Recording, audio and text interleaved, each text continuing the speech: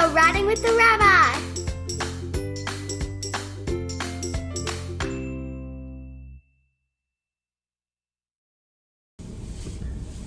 Hello everyone, welcome back to Riding with the Rabbi. It's March. It doesn't snow in December, January, February here in the States, but it snows in March and it's raining. We changed the clocks. I don't know what time it is. I have a very special guest from Israel. Dear friend, named Marc Provisor. Marc, how are you? Thank God, good. And you? I'm great to have you. Marc is a man of many talents. I hope we'll have time to even get into a quarter of them. But if I ask you, Marc, first, what do you do? What's the first thing that you say? Right? Absolutely. Today I would have to say between security professional and artist. Security professional, that's something unfortunately that we're well familiar with. It's unbelievable that as an American rabbi that we spend a lot of time dealing with security issues. Now you deal with security in Israel, so can you tell us a little bit about what that entails or what you've been doing for two and a half decades? Right. Yeah. I guess my profession there is really working to prevent terror and violence. That's what I've been doing for the past, I guess, 27, 28 years already. Thank God. And what parts of Israel have you worked in? I will focus on Judea and Samaria, though I have worked along the Gazan border, the northern border, wherever there's tourists. But I guess you find me. I guess that's you go where the work is, right? Unfortunately. Or yeah, it ends up that I usually am where the work is. Right. So we've talked about this for years. We've known each other for a very, very long time. Yeah. And I completely understand that. I think Jews, we respond very well in a crisis. Right. But I say respond, and we give. But your whole Weltanschauung, your whole world is about, well, why don't we get there before there's a crisis? Being proactive. Yes. Exactly. So, and that's hard to. It's a much harder sell to people because people are thinking, well, everything's fine, right? And I think that it's such an important message because why should we have to give, or make shiva calls to victims of terror when we could instead, dance at their weddings because they were not victims of terror. Correct. So what are some of the ways that or some of the implementations over the years that you've done to prevent terror, for instance? So there are various projects that we've done with One Israel Fund with providing surveillance systems, emergency equipment, all in the concept of not to respond but to be proactive, to be able to prevent terror. Whether, again, it's via surveillance system that has spotted possible or spotted terrorists before they come in, allowing the proper authorities to take care of that situation, having the proper emergency equipment on hand rather than waiting. And a lot of this I used from the times when I was a badass, when I was operational back in the day. Are we allowed to say that on YouTube? Are we allowed? I think so, Okay. because I said bad. Oh, okay. So I mean, we've really done a lot of great work. There's almost every week we're hearing of, thank God, I can't say it enough, Hodul Hashem Kitov, hearing of something being prevented, and but by being proactive. Right, because we here in the States, we don't hear probably even a smattering of a layer of what could possibly have happened or what does happen or what might have happened. Well, the way I like to look at it is we prevent headlines from being made. Oh, I like that. Okay, that's good. So, and that's good, and God willing, we should be able to continue to prevent these headlines. Right, so you work with, it's called One Israel Fund. Correct. And that's their sole, kind of their... No, I work, they do a lot of things for you. But My sole purview, thing right? is working with the security projects. Trying to keep Jews safe and secure. It's an issue I have. I'm with you. And actually, a few years ago, after the incident in Pittsburgh, and the shooting in the Tree of Life Synagogue, so when we, of course, became hypersensitive to security, for better or for worse, Marc was actually one of the first that came to our shul, and together with the police department and our security officials, he gave a proper assessment. And I mean, did you ever dream in your life that in the States you would have to see such a security awareness in synagogues? It's not that I dreamed, but years ago it was interesting when I forgot when the attacks in California, and me and a number of my peers, it was interesting. We actually offered our advice as guys who have gone through this, seasoned professionals, if you will. And it was very interesting that we offered free advice, and yet to volunteer to help them. And like, no, we got it. Free? Yeah, well, you know, apparently Maybe that was a mistake. Maybe you should have.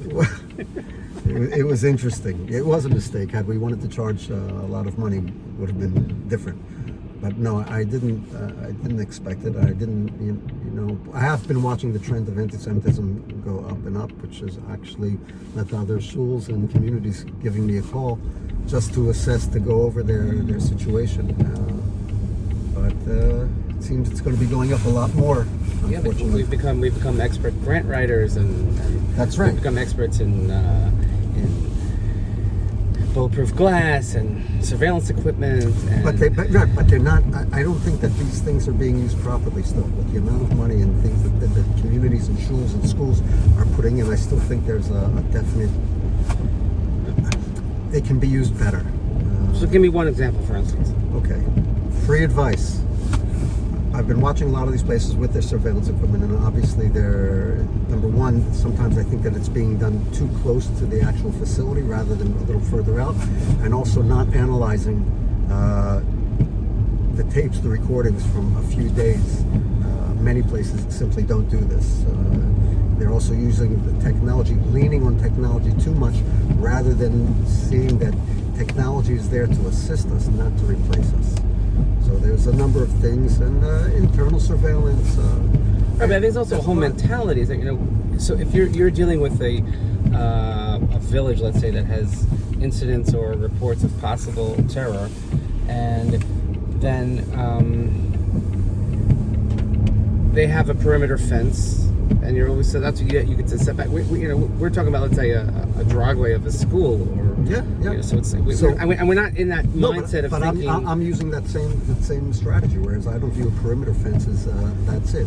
The idea is to see beyond, to look further, and I apply the same strategy to schools and schools and whatever, but to look what's going on the road, who's stopping, who's this, and yes, it's a mentality.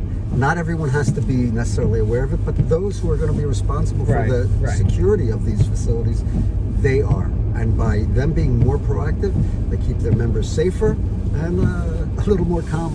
I mean, we definitely I've noticed that people have become much more vigilant. They see a car they don't recognize. There's certainly a person they don't recognize. Yes. I would get calls all the time, somebody saying, Rabbi, I saw this car in the parking lot of the shul. Do you know who that is? Is something going on? There's a bunch of cars. Is there a SIM card, something going on in the shul? So that's been very, very helpful. You know, obviously the human, right? Yes. Right. That's the human intelligence is great. So you've seen. I don't want to go into detail because it's probably too traumatic. But you've seen your fair share of just awfulness over the years. Yeah. How does somebody like you escape that? How do you deprogram? How do you not have that in your head every second of every day? I do have it in my head every second of every day. Okay, but how do you live with that? I deal with that through art, actually. Really? Art? Yeah. I actually. Who's art? My art. Art. I think art's like a guy. No. My art. I started. You're a painter, right? Yeah. I was a young soldier back in the 80s during the Lebanese War, and I actually started painting then to release some of it. I started my adult life as an artist. A few years ago, you mentioned all the trauma and whatever and so on, so started cropping up again, and I went back into my studio and started expressing it again through art, and it really helped. And it also specific type of art, like different types. I paint in oils. Okay. I love landscapes and all sorts of art, but there was a dark side that I expressed, not necessarily, didn't mean to really show it publicly, but I was able to express these things, and I was actually surprised that the amount of attention it was getting. And also I assess security situations through art, which is a little different, and I actually got attention from the security world, mind you. it's different. It's unique, but thank God. It's good that you have that outlet, and now it's actually turned into sort of like a. I'm going back to becoming a full-time artist. A new career. Yeah. Been in security for long enough, and. Do you do shows? Yeah. I've been in museums. I've been to have exhibitions. People. If somebody wants to see your art, where could they see it? They can either go on Instagram at Marc Mpro, MarcMpro, or on I have a website, Marc Pro Art. They can see that. That's the best way that people can see it. Okay. See my insanity right out there.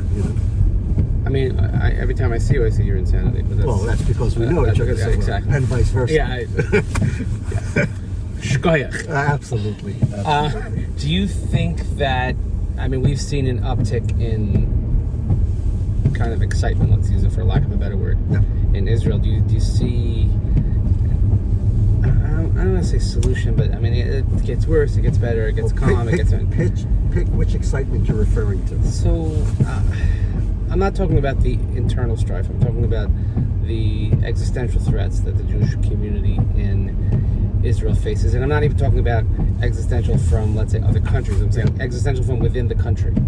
So I think it's all connected, and when people have asked me throughout the years what the biggest threat to Israel, I think it's our lack of unity,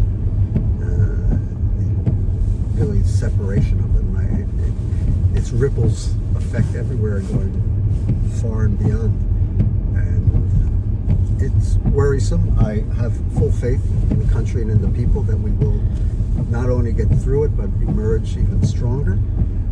But I think that's the main issue right now. I think we only unified when something goes wrong. We're never. There's no unity. Hence the concept of being proactive. Oh, there you go. Being proactive, rather than waiting for something, is to really make an effort. And you should realize the media is making it much worse actually than it seems. A lot of Israelis are being proactive and waking up and trying to pull ourselves once again together. Can I be a little rabbinic as we wrap this up? I want to be a little rabbinic. It happens, right? So it happens. It goes with the job. It's a great Dvar Torah. Absolutely. I heard this from my Rabbi Schachter. I think you said it in the name of Rabbi Leo Young, who's the rabbi of the Jewish Center on the West Side for 60 years. And when it's almost Pesach, right? I've heard. So which means that or it's Ramadan. Which means basically it's almost summer. The year's basically over. So it's basically Rosh Hashanah. Yeah. So it's basically Sukkot already. So we're at Sukkot. Mamash Rosh Hashanah. So we get to the end. When we get to the end of Sukkot, we have Shmini Atzeret. Yeah. Right. So what's the whole shot of Shmini Atzeret?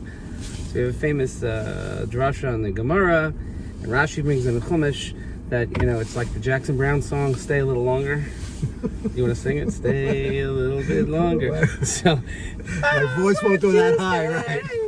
So the Rashi says that Hashem says to the Jewish people, "Kasher alai predatchem." Yeah. It's very hard for me to separate from you, so therefore I want you to stay a little bit longer. But if you look at the grammar, because you speak a little Hebrew, okay, it should be "Kasher alai predatenu." Our separation is hard. So Hashem says, "Kasher alai predatchem." What's hard for me? Predatchem, your separation from one another. Yeah. The fact that you're not unified, that there's nobody can get along. So I work very hard. I try to establish Jewish unity, but I want to thank you. You've done an incredible amount of work, and it's the kind of work that, most people will never know about. I happen to know about it, so we're exposing you a little bit. But I'd love people to go see your art. I'd love to do a show. We should do a show in the shul. Let's do it. I would love to do a show in the shul. It's really, art, so we could. I'm all cultured and such. But Marc is one of the unsung true heroes of Israel and the Jewish people. So now you had a chance to meet him a little bit. I know some of you know Marc already. We've done work with Marc before. Thank you so much. Keep fighting a good fight. Thanks so much for spending a few minutes with me. And always great to have you here. So we'll see you next time riding with the Rabbi. Cool.